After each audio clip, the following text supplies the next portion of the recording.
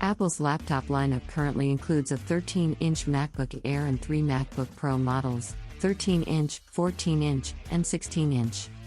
It's difficult to choose between MacBooks with M1 processors and those with M1 Pro or M1 Max processors, especially since Apple sells certain models with M1 processors and others with M1 Pro or M1 Max processors.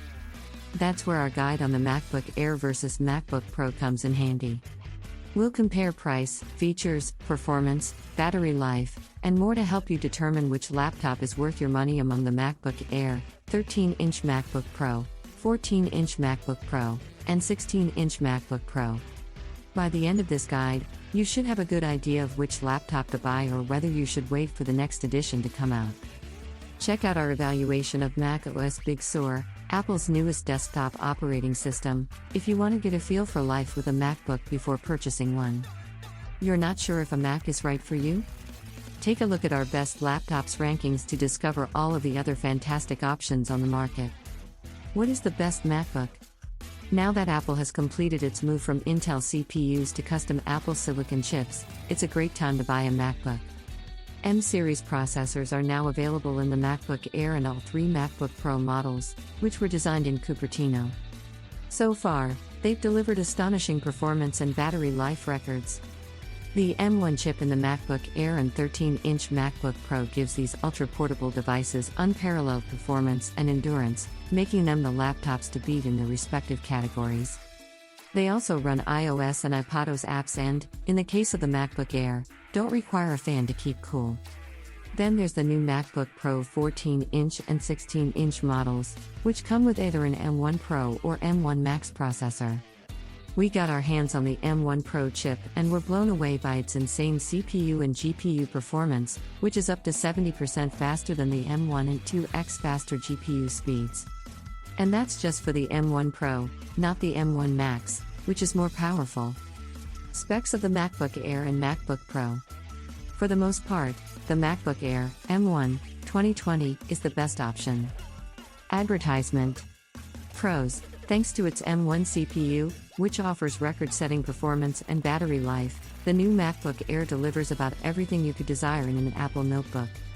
In our battery test, the MacBook Air lasted 14 hours and 41 minutes, making it one of the longest-lasting laptops available. On the Geekbench 5.2 overall performance test, our MacBook Air with 16GB of RAM smashed the XPS 13 5319 Core i7-1165G7 with an 11th Gen Tiger Lake Intel Core.